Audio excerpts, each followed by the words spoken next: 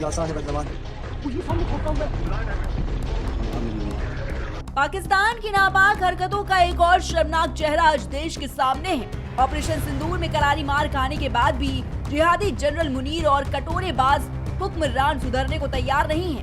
जम्मू कश्मीर की सरहद पर अब आतंक हवा के रास्ते भेजा जा रहा है, ड्रोन और गुब्बारों के जरिए।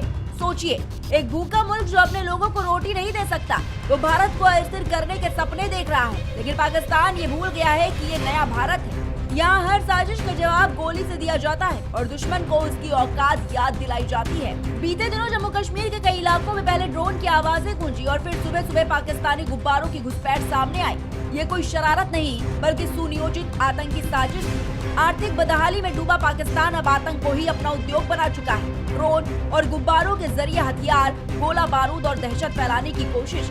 लेकिन हर बार की तरह इस बार भी भारतीय सेना ने दुश्मन के मंसूबों को आसमान में ही ढेर कर दिया। स्थानीय लोगों के मुताबिक सुबह करीब 7 बजे ड्रोन की भनभनाहट सुनाई दी और अचानक फायरिंग शुरू हो गई। कुछ पल के लिए दहशत जरूर फैली, लेकिन भारतीय सेना की मुस्तैदी ने हालात पर तुरंत काबू पा लिया। सीमा पार से आए ड्रोन को निशाना बनाकर गिराया गया और पाकिस्तान की साजिश वहीं दफन हो गई। ये सिर्फ ड्रोन ही नहीं, सीमा पार से लाल, नीले और सफेद रंग के गुब्बारे भी भारतीय सीमा में दाखिल हुए। जम्मू के अरड़ सेक्टर की पिंडी पोस्ट पर मिले लाल गुब्बारे पर उर्दू में पाकिस्तान जिंदाबाद लिखा था और उस पर चांद तारे के निशान भी बने। कठुआ के पहाड़कोट इलाके में मिले नीले सफेद गुब्बारों पर PIA लिखा पाया गया। आशंका है कि इन्हीं के जरिए हथियार पहुंचाने की फिराक थी। और इसी बीच 13 जनवरी 2026 को मैंने कशा सेंटर में हुई वार्षिक प्रेस कॉन्फ्रेंस में सेना प्रमुख जनरल उपेंद्र द्विवेदी ने स्पष्ट चेतावनी दी। उन्होंने बताया कि IB और LC के सामने 8 आतंकी कैंप सक्रिय है, जिन पर सेना की पैनी नजर है। एक भी गलती हुई तो जवाब सख्त और निर्णायक होगा। ये नया भारत है, यहाँ साजिशों का जवाब शब्दों से नहीं, कार्रवाई से दिया जाता है।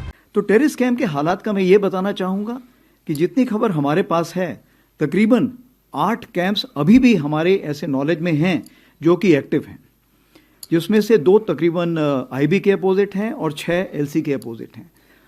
और इन कैंप्स में तकरीबन अभी भी हम समझते हैं कि किसी प्रकार की प्रेजेंस या ट्रेनिंग है।